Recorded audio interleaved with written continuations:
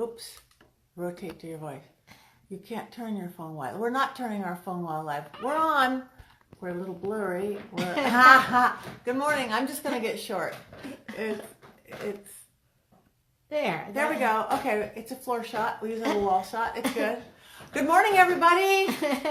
I'm Patty. This is Merle. This is Monday morning with Merle and Patty, and as usual, our smooth start to the day. Yes. This is so you know it's us. Hi, Wenzel. Hi, Marie. Everybody.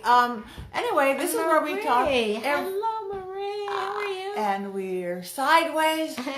Really, she has your sideways thing turned off on your phone again. We're sideways. Okay, just turn it upside down. We're sideways.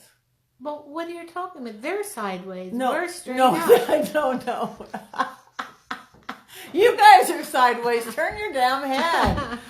No, just turn the phone. Oh, yeah. We really weren't attempting to be a comedy team. Now we have the walls. Let's get a little less, a little more head, a little. Okay. And I'll just stay really close to it. Okay. All Do you want to tag Patty Negri? Yes. Now that it knows who I am. Hi, everybody. Take two. Welcome to Monday Morning with Merle and Patty. Yes. Keep her head in here. I'll keep my head in here. Where we do talk about all things relationships. And again, now that we are at the right direction, we have really good subject today. 7 great things for a relationship and 7 not great things. Yes. Or action-related items. Yes. Yes. And we're keeping them here so we can remember what they are. Yes, we can. So again, we get into little bad habits sometimes that we're not better now. Thank you, Wenzel. Thank you. It's Monday. Give us a break. Yes, and we just finished our singles class last night, our 3-week Single, Successful, and Seeking. singles. Yes, for women. We have for men. a workshop of a series of 3, and it's for women that are single. They're doing really fine in their life, fine enough that they're ready to share it with somebody else.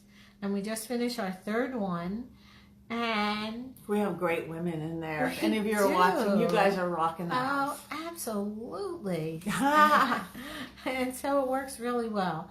And by the way, our next one starts April 7th. So, Any of you interested? This one still is live, so any of you in the greater Los Angeles area, we meet in the Hollywood Hills. It's Sunday afternoon, 4 to 7. We would love to have you in the class with us. So contact Merle, contact me. Yes. We're both really easy to find. We'll explain all that at the end. And or right here. also, I think we could invite them to that, which Okay. is we're going to practice Zoom. So anybody want to practice with us? Let us know. We're going to do it 7 or 7:30 on Monday, February 11th. So if you're interested, let us know. Just before Valentine's Day. So we're going to discuss things about Valentine's Day and the good, the bad, and the ugly. Being in a relationship, not being in a relationship, wanting one, feeling sorry for yourself, feeling whatever you feel around Valentine's Day. And you can do it straight from your home. Yeah. So awesome. And again, we're practicing it. So one day you'll be able to take our class wherever you are. Yes. That's what I like. So what are some of the 7 good things to do? Let's go back and forth. What's a good thing? Okay, a good thing is open communication. A good thing is open communication. What does that mean? That doesn't mean you say you really stink and I'm really upset at you. But you could say I'm upset, or something that you said, made me feel bad, or I'm going out with the girls tomorrow. Whatever it is, or things from your past that make you feel a certain way. Any kind of open communication. And as a matter of fact, that leads into somewhere here. I think one of these things somewhere says be open and be able to risk. Because if you can't risk, you're not going to have a relationship. Yeah. So if you're too uncomfortable talking about something, or especially concerns with the relationship, that you're concerned it's just going to fester inside and then really turn into a thing. whatever the thing is, even a little thing could turn into a big thing because resentments start, and Right. holding Right. things back start. Right. So, but on the communication, on another side of thing, one of the big don'ts is don't criticize in public. That's not the time to bring up things that you're not happy with your partner about. Don't call them fat. Don't reprimand them in front of people like you're their mother all of a sudden. That does not come under open communication. Not at all. And we do find that a lot of people, I've seen it, even in my relationship, in other relationships, for some reason, they don't think they're doing a hurtful thing. It's just they think they're being funny or something. And sarcastic, and often it's so hurtful. So again, that if your spouse or mate or boyfriend, girlfriend, whatever does that, once you're in private again, let them know that that bothers you. Yes. If they say something like, even a way of being they may not even think is trying to hurt you in any way. So sometimes they are trying to hurt you, and let them know that's not okay. But just let them know that that isn't okay. So one of the things I learned as a Toastmaster is about criticism. It's really kind of interesting. Only in Toastmasters, we don't do any criticism. We do evaluate. And it's all in the words. So this is how you do a proper evaluation in Toastmasters. You open the discussion with what you are trying to achieve is thus and so. Here are the things that you did really well. Here's one or two things you could make a difference with, and then summarize. Overall, you were fabulous, and I love you dearly. I mean, all you're doing is evaluating somebody's speech. But if there's one thing that I learned from Toastmasters that I brought over to my marriage that improved my marriage, it was evaluations. Because when you do enough evaluations and you're gentle and sweet and you're really caring about the other person and you kind of are able to be where they are and understand that this is what they're trying to achieve, and then you go home and say, "You idiot." You know, it starts to stand out even in your own mind that that's probably not appropriate. So I've done many, many more evaluations in a more Toastmastery way, and it really helps a relationship. So that's another good one. Share quality time. Make sure you find time for quality time. That's important for me in my relationship. My husband and I are both insanely busy. I mean, we both work every day, every night. Our careers are important to us. It's a main focus. But we really consciously make time to meet in the middle somewhere, even if it's like 10-minute cup of coffee together in the morning, even if it's like a few minutes before we go to bed when I get home from whatever I'm doing and he's getting home from a gig. We just really try to find quality time. We talked about this before, find a date night. Because Yes. all of a sudden, we've been married 16 years and a lot of people give up dating by then. Don't. Go have a nice dinner. It doesn't have to be expensive. It doesn't have to be anything. But create yourself a date night. Absolutely, absolutely. And that, by the way, when you have children, is really important. And I mean, it's nice to be, what do you call it, of the moment, spontaneous, but nothing like planning a good date night. Right, yeah. It gives you something to look forward to. It lets each of you know that the other person actually is thinking of you in a very nice way, and then you actually have a date night, and it is more exciting.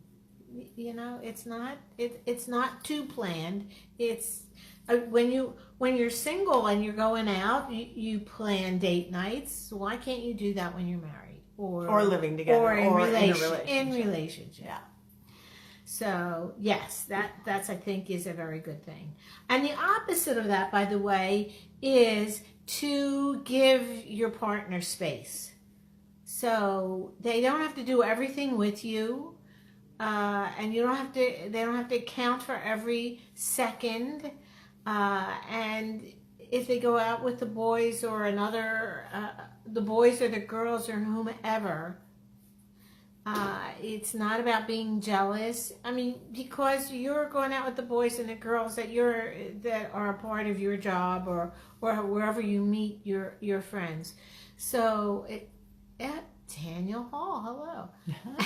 Karen's online too. Oh, so anyway. So yeah, and because it starts to come across, you might think, I just want to know where you are, but it starts coming across as mistrust and smothering, and nobody wants to be mistrusted or smothered. Texting constantly, where are you, how you doing, I miss you. That's really fun for about 30 seconds. In my experience, 30 seconds. Right. Don't give them space. Trust them. Right. If they're coming home to you, they're coming home to you. Right. If they're going to go do something bad, they're going to go do something bad. But don't lead them to make them do something bad because you're so naggy. Right. Right. And Hi, Tina. I just don't see why you have to look on their phone. No, I broke up with somebody over that once. Did actually. you? Yeah, I did. A mistrust of that. It was actually so long ago. It was before my whole life was on my phone and my calendar. It was my date book. We used to have those little carry-around date books. Oh, yeah. And he went through it. He fessed up and he apologized because he felt guilty. But it changed everything. Yeah. It changed everything. Yeah. So you have to take your shell off as a turtle or a snail, and you have to be vulnerable and trust. And okay, you're going to tell me you've done that and it didn't work. Try the next. Take a look at who you're picking as a partner first. Maybe that's something that you have to examine. But once you picked a partner, go for it. And again, and don't put your past partner's foibles into yours. That's right. Just because your last boyfriend, husband, girlfriend, whatever, cheated on you and that's why you broke up, don't think this one's going to do it. But it's a new person. So remember, the financial thing is past, what do they call it? Past success is not an indication of future success. Financially, so they're saying, okay, I'm telling you to buy this stock, but don't come to me if it goes down. So, but the important thing to get out of that is that just because something happened in the past doesn't mean that it will happen in the future. So don't anticipate it. Yeah, don't, because you'll create it, because everything is energy. Me, the witch Patty, you're putting out that fearful somebody's going to cheat, fearful somebody's going to cheat. That little gonna cheat energy is in the air. Yeah, and we live in California, so we don't want you saying, "Oh, there's going to be an earthquake." Oh, there's going to. I don't need that energy, please. I haven't felt an earthquake in 20 years. We're good. I think cultivate intimacy. Oh yeah, intimacy. That goes along with planning a date. Mm-hmm. When you go past, you can give a little hug or just touch somebody. Yeah. We forget sometimes again that intimacy and romance gets, Yeah. You can develop an attitude and an atmosphere of when we talk to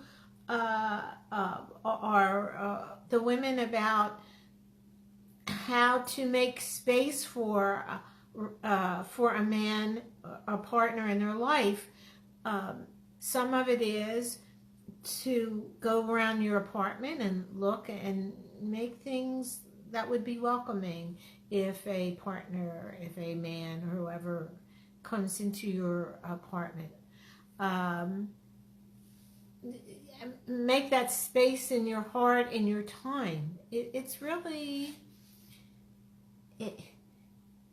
really takes homework. It really takes your opening yourself up. What's next? We're going with a good one. Keep working on yourself. That's really good. It is. Because all of a sudden it's like, I got him or her now, and it's like, I'm going to just start not taking care of myself, not dressing up, not doing my hair. And I believe we all kind of fall into it. I certainly have. It's like, it's just the not caring anymore. Just for you as much as for your partner, care for you. Yeah. Because that's just, I mean, that even the old joke about that. You just get You married, don't let have it to go. wear makeup to go to bed, though. No, you don't have to wear makeup to go Really, to bed. You don't. that's- You take your eyelashes off. That's But again, just for your own sake, take care of your health, your well-being, everything. All Yes. sorts of fun people. Hi, Beatrice. Hi, Hi, Raymond. Feel Furman. better, Raymond. How are you? Say hi to June. Okay. I already dealt with the jealousy. Don't take your partner for granted. Oh yeah, that's something a lot of people fall into too. Just like they become part of the furniture. Yeah. You know, they're there yeah. too. They have the same feelings, fears, idiosyncrasies, baggage, love, hopes that you do. Compassion.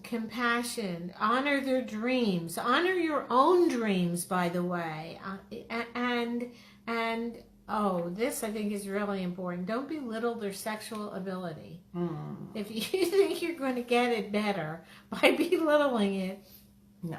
You get it better by Not gonna working with it and working on the positive. Don't, because there's nothing that hurts worse, I don't think. no, I agree. I completely, totally A sensitive agree. place with everybody, no matter how virile they think they are, they come across. That's everybody's weak spot. Everybody, yes, everybody needs a little hug, a little support, a little, and your behavior toward sexual activity is maybe a model for how you treat the rest of your relationship.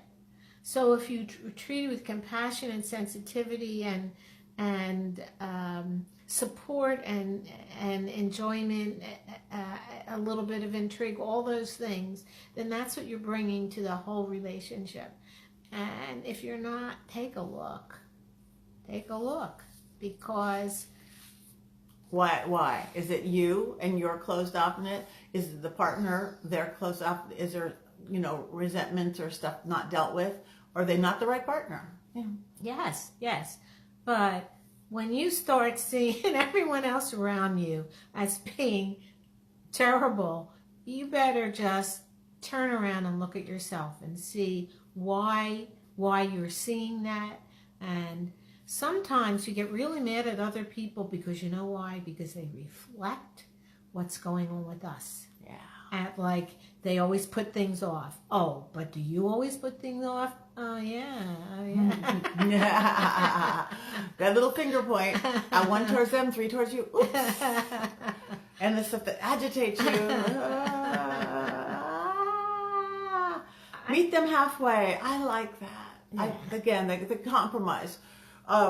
We don't say settle, we don't say whatever, Right. but we do have to compromise. It's two different beings coming together. My husband and my biggest compromise is on temperature of the house. He wants an ice cube and I want an oven. So we have to meet somewhere in the middle. Yes, we have sometimes thermostat wars, but we decide to make it fun instead of painful when we do. And we meet in the middle. I have a few extra coats, he puts a few less on. Meet in the middle. So what we did, this is a long time ago, when we were picking out luggage. So we were going to have, really luggage. And we, went to the luggage store, looked around, and no, what he picked I didn't like. What I picked he didn't. We really did end up with something in the middle. And it was all right. Tolerable by all parties. But somehow it meant something that we were able to do that. Yeah. So it's not every time you went on a trip, if we went with your choice, he was going rumble, rumble, Right. rumble, or verse versa. Right. It's like, Yes, okay, both we tried. kind of like this and it's together.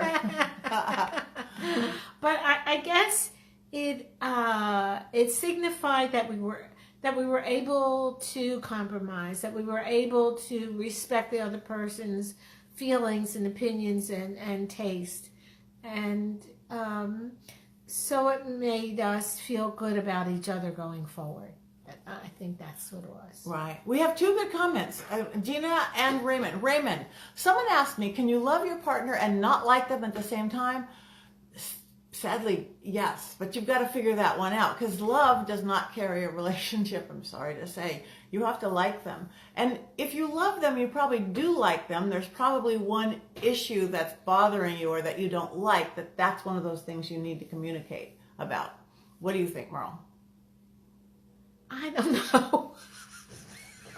Okay, carry on. So I think, yes, but really you have to like your partner.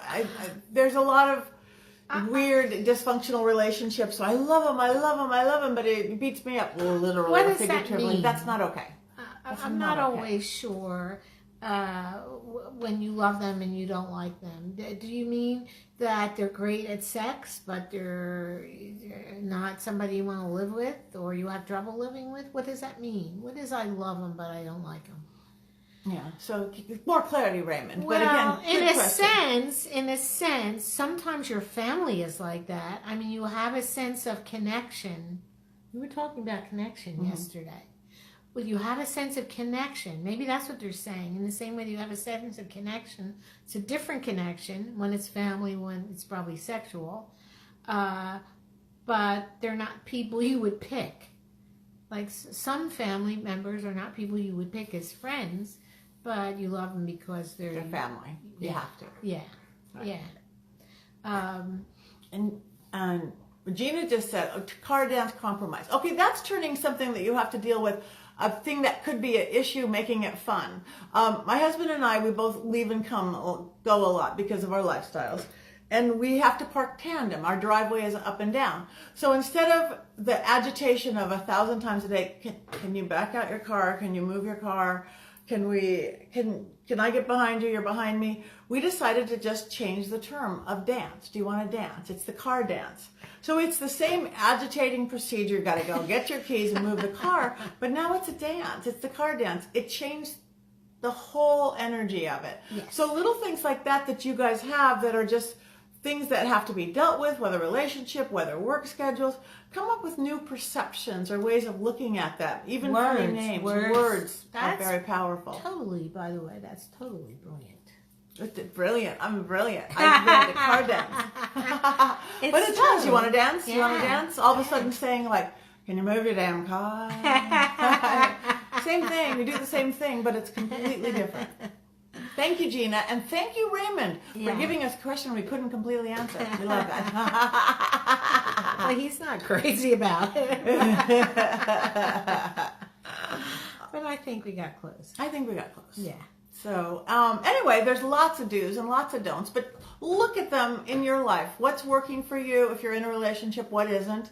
And again, if you're one of those looking for relationships, which we talk out about a lot too, your ways of do's and don'ts in looking for a relationship, any bad habits you're bringing into being on the dating scene or the looking scene, or any good habits you can maybe add into that. So I think if I would summarize, I would say in a relationship or wanting to get into a relationship, you need to start with yourself. And you have to work on attitudes that aren't serving you, and one of the things you have to respect where you are and appreciate who you are, and not expect yourself to be perfect, but still keep trying. And then you can open yourself up to somebody else and have some compassion. Yeah. If you have compassion for yourself, you can have it for others. Or as a brilliant person in our class last night said, love. Yes. Love. Start with love yourself, yes. Love life, love people. Yes. Just put love in everything, and everything kind of works better. So anyway, where can people find you, Merle? You can find me at relationshipmiracleworker.com. If you actually just want to send me an email, you can do it, merlemsinger at gmail.com. Okay? So, because if anybody's interested in our workshop, please let us know somehow or other. By the way, you're going to tell me that I'm also on Facebook. I'm also on Instagram. I'm also on Twitter. And LinkedIn. And I'm Merle M. Singer or Merle Singer.